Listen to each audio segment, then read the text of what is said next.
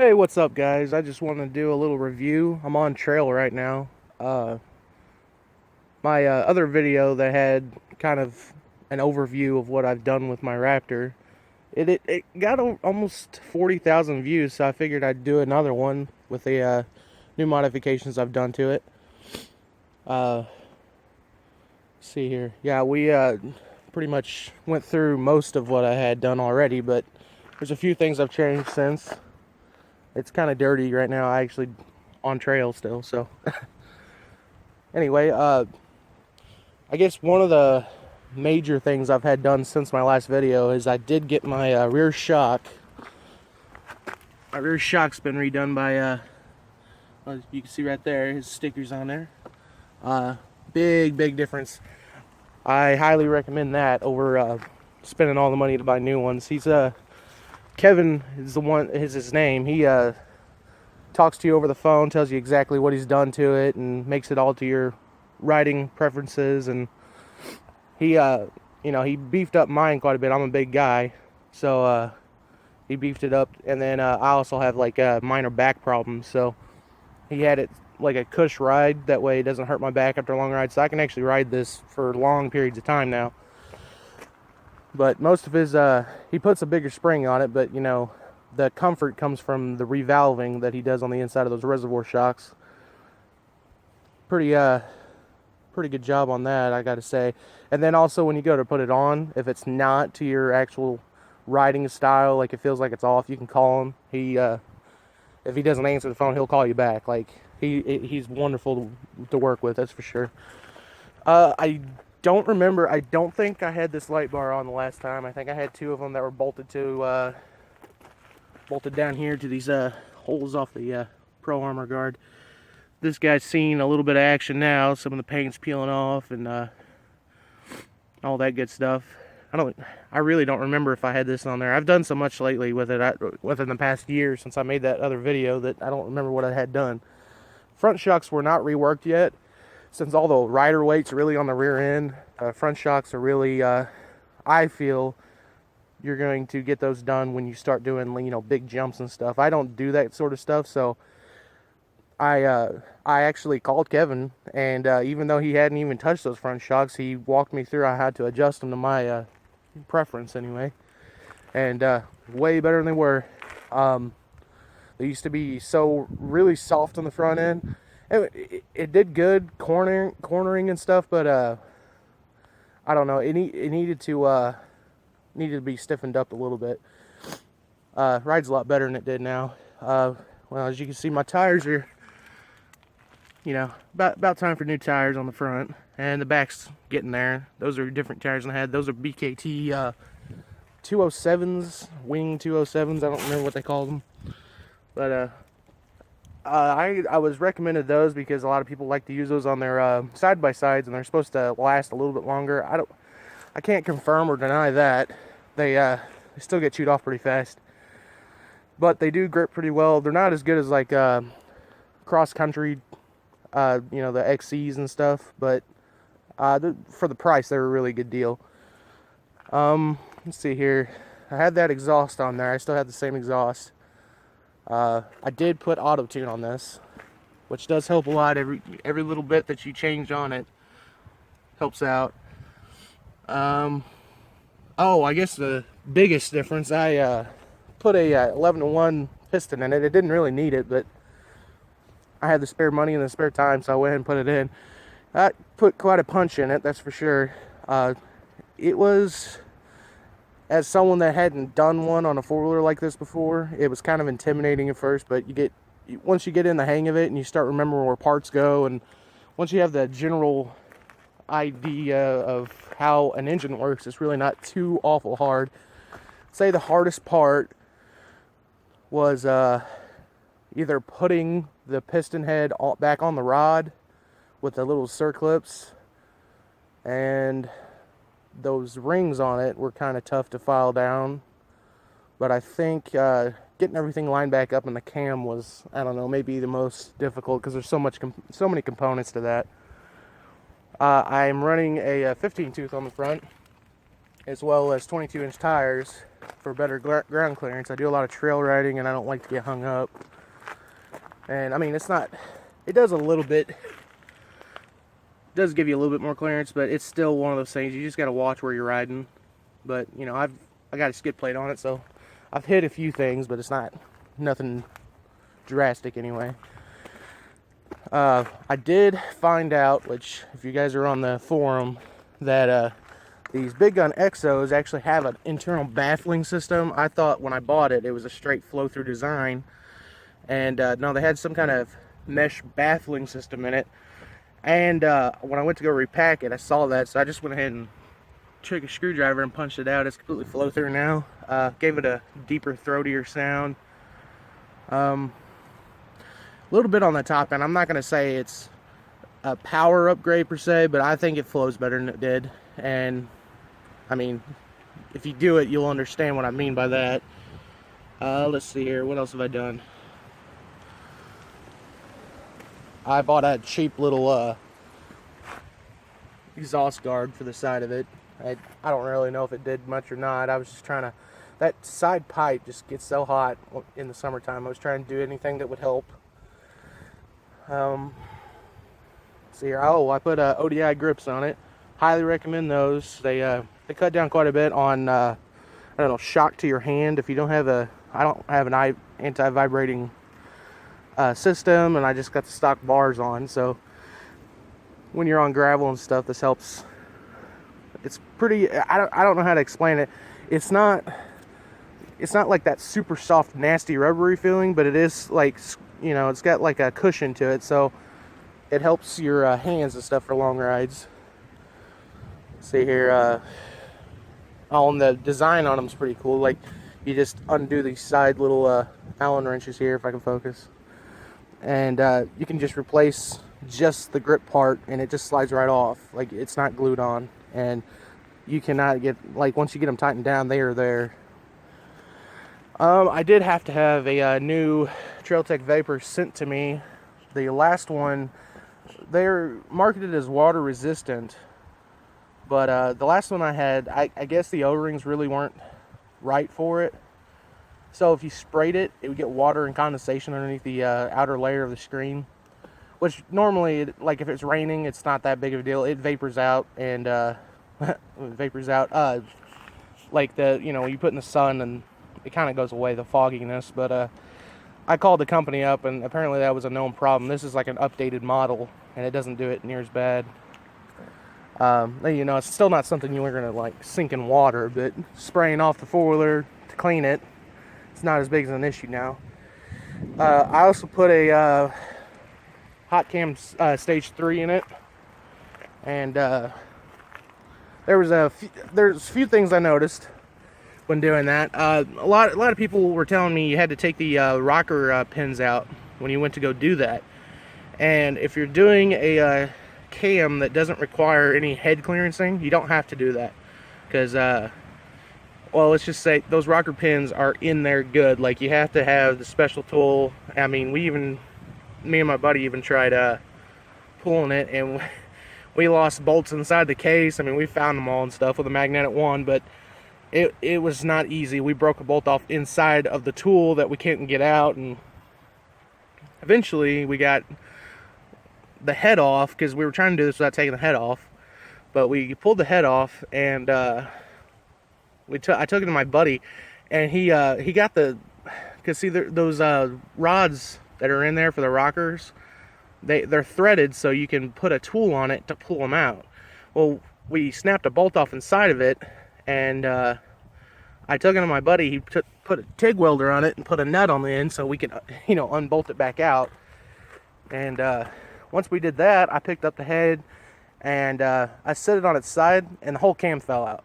And I was under the impression if you didn't have those rods out, then the cam wouldn't come out. Well, it does. So tip to any of you guys that's going to put like a hot cam stage 3 or less in it, you don't have to pull those pins. Just make sure it's all top dead center and stuff. Let's see here. I put I think it's a Team Design, or I can't remember now. That's something like that. Dream Design, or I don't know. But it's a plastic polyurethane sprocket guard and case saver. I really not really sure. I was being told that all those billet ones, if you actually did snap your chain, could break the mounts off, because like your chain would come up and hit it, the billet one, and instead of the billet metal actually breaking itself, it would break the mounts back here.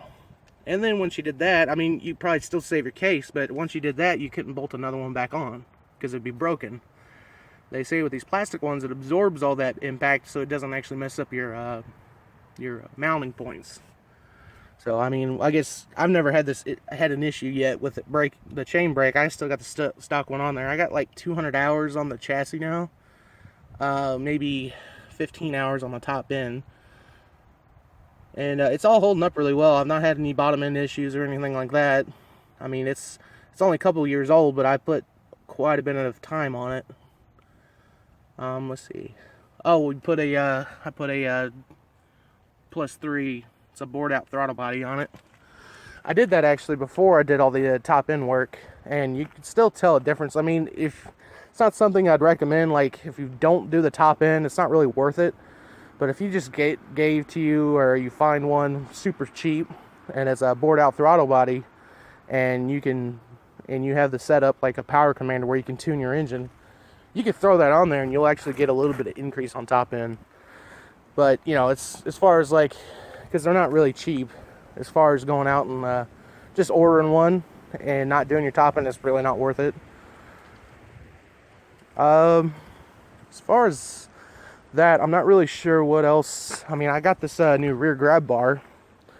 It's a eBay special there. Somebody, I guess the guy makes them himself, and it was, I don't know, advertised as powder coated, but you know, it's that spray on bed liner stuff. I actually haven't even hit this against the ground or anything. Apparently it's just rock chips. I really don't know, but normal powder coating doesn't do that. So maybe this summer I'll take it off with the front one, because the front one is the same thing. It's that's the funny part. It's bed liner, you know, undercoat stuff too, but I don't have near as much damage to it, and I hit stuff with this all the time. I hit saplings and all kinds of stuff. So I really don't know. That rear grab bar is only, I don't know, 4 months old, and I want to say I barely rode it because it was over winter time. Most of that time's over winter, and I didn't get to ride it too much. But yeah, so that's what we got so far. I guess yeah, we'll let you hear the valves and stuff on it. You know, these engines are notoriously loud, or what I've been told. I just recently adjusted them. They weren't too far out, but it did quieten them down some. But when you get a hot cam 3, you hear a lot of cam noise. Let's just say that it's kind of like almost like a sewing machine type of deal. Like it's nothing bad. It's not like anything's being broke. It's a different sound than what you're used to. But you know, when you do any of that work, you want to make sure that all of your stuff's tuned right. And so if you run lean for a long period of time, you start messing up that top end that you just put in. And oh, I also put in swapped out coolant for engine ice. And I actually have noticed it's really not warm today, but idling around, you know, well, not really idling, I guess just lugging it around on these dirt roads, it was only getting up to about 150. And you know, as soon as you get into a higher gear and mash it, it'll warm up to like 170. It's only about 68 degrees outside today, but I think that's a little bit of a difference. Another thing, I guess I'm just really making this video as like living with the Raptor kind of thing, because everybody's got their own preference. But just like little details that they don't really tell you at the dealership that you get to deal with. And you know, because most of the videos you see on YouTube are just guys showing off what they've done, which, you know, I'm kind of doing that now, but I'm just showing you kind of the options you can do on your Raptor. Pretty much the 2016s like this, everybody has tried to style it the same way. Like, I was the first in my state to get one of these. They had to go out of the state to find one. And it wasn't even a year later, and everybody had the same power med hand guards. I had the same kind of front bumpers, and it don't really bother me. But oh yeah, and the Actually, I wasn't the first to put these stickers on, I'll be honest. These have been around a while, but yeah, it's kind of, once you get one like this, there's a lot of options, but you know, people tend to go with the same options because they're, you know, they're better results and stuff. But yeah, I mean, the normal stuff I've found on this thing working on it is, first off, most of the bolts that go, you know, like changing your oil, all these little bolts, you can snap them in a heartbeat. They're really not meant to be torqued on real tight. You just want to, basically what I found out is put them on hand tight pretty much, you know, maybe a tad more, not even much, and run your four-wheeler, and if it leaks any, just tighten it until it quits leaking. That's, I mean, if you do any more than that, you're going to have an issue, because this bottom one, which is actually the oil filter drain bolt, that way you don't make a mess trying to take the whole thing off at once. I snapped the head off of one of those, and I was just using just a I want to say 3/8 inch ratchet, and I didn't even like have a breaker bar on it. It was just a small little ratchet that I was doing one-handed, and I snapped it. It just spun. So most of these parts and stuff, like cam covers and the valve covers and stuff like that, those bolts by book only get torqued down to 7 foot-pounds, and if you go more than that, you're risking breaking shit, and not a good time. If you break stuff off inside the case, I mean, they make products to try to get them out, but it's a hassle. So just, you know, watch how tight you make all these bolts. Always go by what's recommended on the torque settings. Recommend buying a torque wrench, but so you can't really find a torque wrench unless you get on the internet or something and get something weird. But most torque wrenches start at about 10 foot-pounds and go up, even the small ones. So I mean, basically, if you're gonna do like cam covers, just tighten it on. I mean, if you've worked a lot with tools, you'll know what I mean by just snug it on with your wrench. But it's kind of just tighten it on just enough. Loctite, I use Loctite on most of the body stuff. I've had so many bolts rattle out of this thing within the 2 years, it's not even funny. I ended up buying a bolt kit specifically for Raptors, specifically. These bolts, they like to rattle out. Let's see here. I had this guy rattle out. I had it zip tied for a long time just to hold it in place, but I finally get a bolt in there last night. Yeah, I've had muffler mounts get loose too, but when I went to repack, I went ahead and red Loctite all these bolts all the way around it. So hopefully, you know, they're all Allen head wrench or bolts, so can't really. It's pretty easy to strip the inside of those out, but you want to definitely Loctite them so they don't vibrate loose. Let's see here. I haven't really done much else to it. It's just been more or less tuning all the little things out of it. Running Autotune can be tricky. When I first got it, I had let's see here. I started auto-tuning it, but I wasn't accepting the maps on the computer. That's the hardest part, is figuring out how to use it on the computer. But I was sending the map over and over, but it's just the same map. So I'd get on the four-wheeler, and it would run like hell for like, I don't know, I want to say like 20, 25 minutes. And then it would start running better because the auto-tuner was trying to work again. But then when I went to go send the map, I wouldn't accept those changes because I just forgot about it, I guess. You don't really get a whole lot of instructions with Autotune. Or for the installing the power commander, for that matter. It's pretty straightforward, but you know, it's one of those things. But I had to have that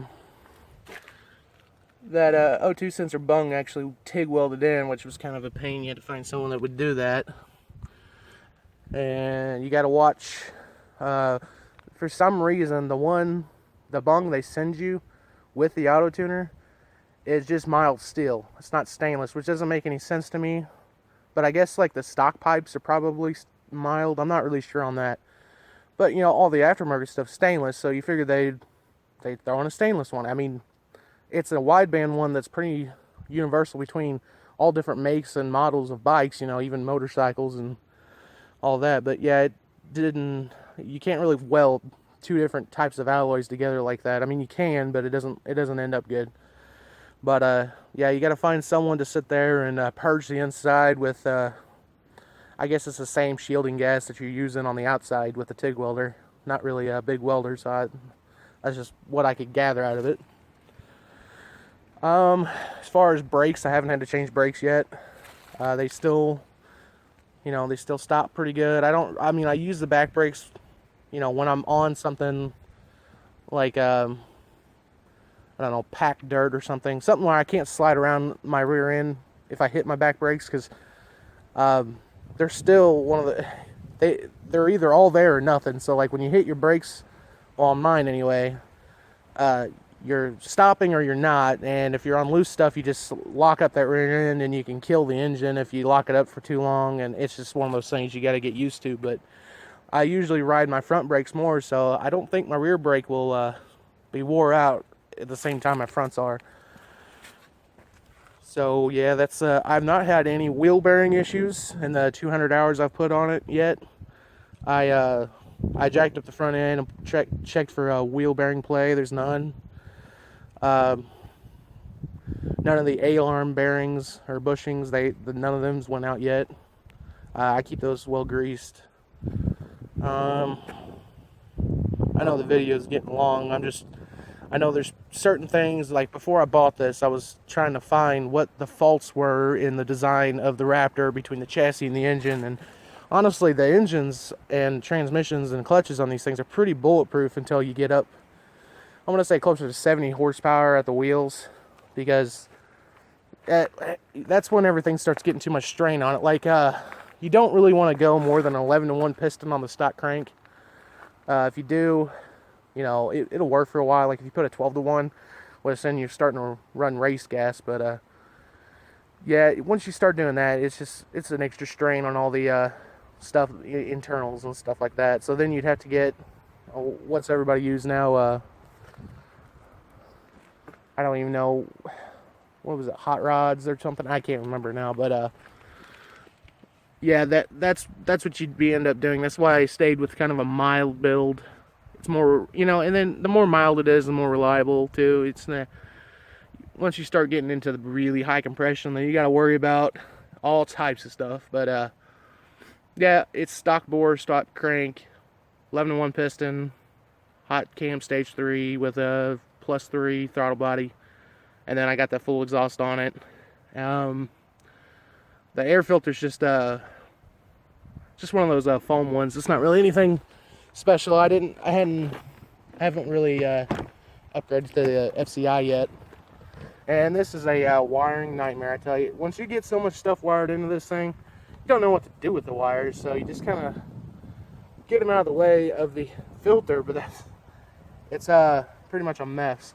And then where I located my power commander and all that stuff, I just took the toolkit out and did that. If I'm going on long trips, those toolkits that comes with it's not great. And here's the wind picking up. We're about to get a storm.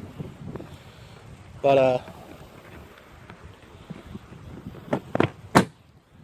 yeah, the toolkits they provide are just not that great. They don't have a whole lot of anything in it. Like, you could get a spark plug out, but quite a long time. The screwdriver ends that's on the tools they provide, they're not great either. So I just took that out. If I'm going on long rides, I bring my own tools. Just kind of a general toolkit, like flathead screwdrivers. A few, the main bolts that are on this thing are 8, 10, 12 millimeter. I think maybe 14. But that's about it. Like, pretty much everything holding on is between those sockets. So if you keep a ratchet with those sockets, you'll be all right. I have a actual spark plug socket too that I'll bring with me sometimes. But that's only for long trips, because most of my riding around, I live out in the woods anyway, so I really don't have to go far to go on a trail ride and to go home. I'm still, I can go on a pretty decent ride and still be within walking distance. So I don't get too crazy around here. But if I'm going out of town pretty far, then I'll try to stick a few tools in with it. But Yep, that's pretty much what I got going on here. If anybody's wondering, I had a few people ask about the hand guards. They work. I mean, they do. And these are the Star Series, and you can pop out these covers, and it's just great, plastic grates, so you can get better flow to your hands. They're pretty sturdy. They're not bark breakers by any means. I mean, like, you can't hit a tree with them and expect them to survive. But, flying rocks from people in front of you, they help out a little bit in the wintertime from, wind chill. But, I don't know. They're more of like an accessory, I think, to make it look better. The design itself is a little bit flimsy. I mean, as to be, expected, because, I mean, if you hit something, you don't want to be rigid and just snap off. So you want it to bend a little bit. But the actual design of this itself, I don't think it goes up high enough, because they put a little bend in right here in the bracket so it'll clear the brakes. And it's fine on throttle side, but not on throttle side, but on the, let's say left side, I guess, where your lights and switches are. But on throttle side, there's not enough room, because the front brake, it's kind of in the way of all that stuff, and you gotta really kind of situate things. Like, I don't have this set up like I'd want to, but that's just how it's gonna work. Like, if you could see, my throttle is kind of sitting up high, and I don't know, it's more comfortable that way too, but it's one of those things. Stock bars, you can't really complain a whole lot. I do have the billet mount for the Vapor now. It's a lot more solid construction like that. I mean, it still bends, but I think it's going to last a little bit longer. I've had it for a while now, and I've no complaints. But it only comes in brushed aluminum, I think. I put like a paint on it. It's coming off too. I mean, eventually I'll take it off and repaint it, but makes it look nicer, I guess. The only thing I don't like about it is because the key is located so low. When you go to take the gas tank cover off, it's hard to get out, and you put a lot of wear on the plastic. I'll just say that. But as far as trying to think, as far as like actual things that I have to replace constantly, I don't really have any. As far as chassis, there's nothing really. I mean, like I said, I'm a big guy, so if stuff was gonna break, it was already gonna be broken. Like, frame damage or something like that. I don't jump this thing, but I do stand on its back wheels a lot. I've had to hit the rear brake to set it down, and it's set down really violently. I mean, I pretty much, if I have an open gravel road, I know nobody else is on it, I won't get under 60. So I know these shocks and all the suspension components are really working hard, and so, I mean, don't be afraid if you're a big guy to get one of these. It's in real life, I mean, when you put it next to something like an Outlander, it doesn't look that big, but it is a big sports bike, because you sit it next to a YFC 450, it's quite a bit difference in the size. It's wider and taller. That being said, I'm 6'4", so my knees will still kind of hurt after a while of riding, because, they have the clearance set up to where your pegs are right there, and I'm going to say there's maybe 3 foot right there. I don't know, something like that. But your knees are bent for pretty much in a 90-degree angle if you're as tall as I am, and it'll kind of hurt after a while, but see, oil change, even when I had the break-in period on my new rings, I really didn't get any metal shavings that much. I mean, if it was anything, it was just light speckles. I mean, it wasn't actual pieces. And I put 180 hours on the stock piston, and I never had any issues. Never burned oil, never did anything. So, if you're burning oil, there's you burn a tad bit of oil if you're, redlining it all the time anyway.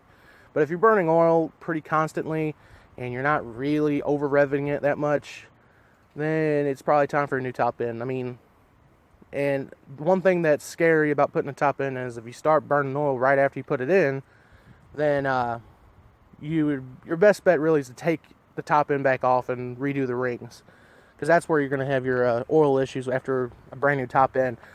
And you'll inspect the cylinder and stuff too to see if it needs to be redone. That Nicosil is really strong, but once you get a really good scar in there, you can't. it's not something you can hone out. It's super thin. So I mean, once you mess up that cylinder, you got to buy a new one. And well, I think that's probably it. I'll turn on the bike and rev it a few times. I'm on a cell phone, so I don't know how much it'll pick up, you know, as compared to like a big expensive camera. But like I said, the big guns did get louder, so we'll see if it actually makes a difference between the two videos I have now. So we'll go ahead and turn it on.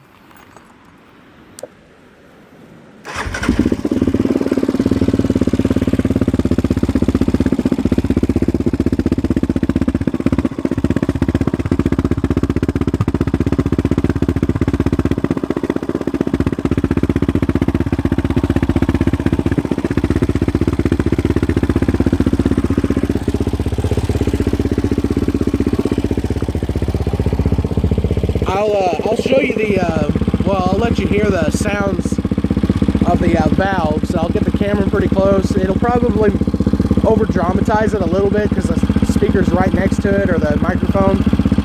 But it's a normal noise. I've had it checked out. I've checked it out. I've done my valves way more often than I've needed to, because it's, you know, it's kind of scary to me hearing that. But I've never had a Raptor before this one, so it's a normal noise. It's kind of loud and clinky, but that's just how they are. But I'll show you that noise.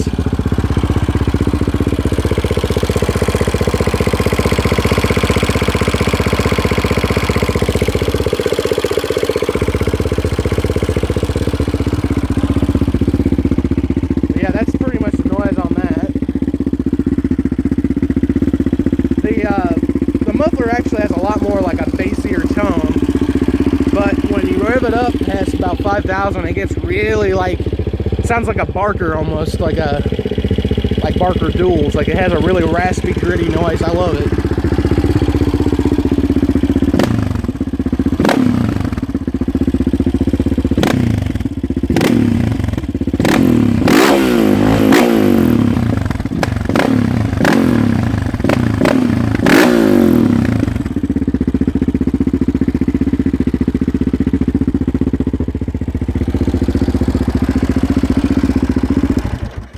Anyway, yep, that's the exhaust. I'm not really sure how that's going to turn out on the camera. It might be too loud for it. I'm not really sure. It is running a little rich. You'll probably be able to hear that. It stuttered a little bit on one of the throttle stabs I gave it. Need to auto-tune it some more. But anyway, yep, that's the kind of a review, I guess you could say. I should have done one when it was stock. It would have made more sense for people trying to buy it. But, you know, it's one of those things. Once you get the what they call the mod bug, or the modification bug, you just can't stop. Like, I'm bored as it is right now, and I just started polishing the case, and there's just, once you start doing stuff, it's just really I don't know, it's just really pleasing to put a little, you know, put some work into it, and it comes out. I guess it's the same kind of thing as stuff. But yeah, I guess that's me signing off now. It's getting close to raining out here in the woods, and I don't really want to ride too much in the rain. I got a full face helmet, but it still isn't fun. Feels like nails if it's raining hard enough. But yeah, just comment or whatever you want to do. I'm on the forum. I'll put in the description what my forum name is if you're wanting to check out some of the stuff I posted on there. It's not really pictures and showing off or anything. It's just kind of questions and stuff that I've went through and all that stuff. It's probably, I don't know, maybe almost embarrassing to show that, but some of the little things that'll worry you, and then you find out those people on the Raptor forum are just great guys. I mean, they help you out. They're really pleasant to talk to. They don't trash talk anything you're doing, and they really just want to make sure that you're making the right decision and not just the cheap, easy decision. Because, you know, people put these wheel spacers on, and that was one thing I thought about doing when I first got it, is put wheel spacers on it. The rears are not as bad, but the fronts are really prone to breaking, like, anytime you hit a rock. So unless you're just riding the street, it's really worth just getting the long travel shocks, which I haven't done, and I don't know if I will, because I do a lot of trail riding. But I like having the narrowness of the bike right now anyway. I would like to have it longer. It'd be better on high speed stuff, but I don't know. It seems to do pretty good now. But yep, I'm gonna go ahead and probably try to take a ride home. Maybe maybe pop some wheelies. None of them cheater wheelies. Can't be standing on your rear grab bar doing a wheelie. That's a cheater wheelie. Anyway, yep, just comment on what you think. You can say what you don't like about it and what you do like about it, and make fun of me, and I don't really care. Just doing this as a type of thing to let people know more about it. Yeah, I may go through the video and put some timestamps. That way you can kind of skip through my little monologue I'm doing right now. That way, you know, if you want to hear about a specific part, or specific, yeah. If you want to hear about a specific part, then you can just go to the description, click on the timestamp, and then it'll just take you straight to that instead of having to listen to me ramble on for the last, looks like 35 minutes now. But yeah, that's pretty much it. Another thing, I guess another thing I should mention before is I was really particular about how clean and nice my wheel looked at the beginning. As you can see, I've cleaned and polished my plastics. As soon as you get on any kind of dirt, your wheels just go to hell. And I don't even remember hitting any kind of rocks, but I got rock chips all around the rims. So, I mean, until something like I really bust a bead on one, you know, and it's not repairable, I will probably stick with the stock wheels just because I already have them. No reason to change up. Would be easier to have a different size wheel with the size tires I run, but I'm not going to spend the extra money on wheels when they're just going to get chipped up anyway. Yep. I guess that would be it. Anyway, let me know what you think.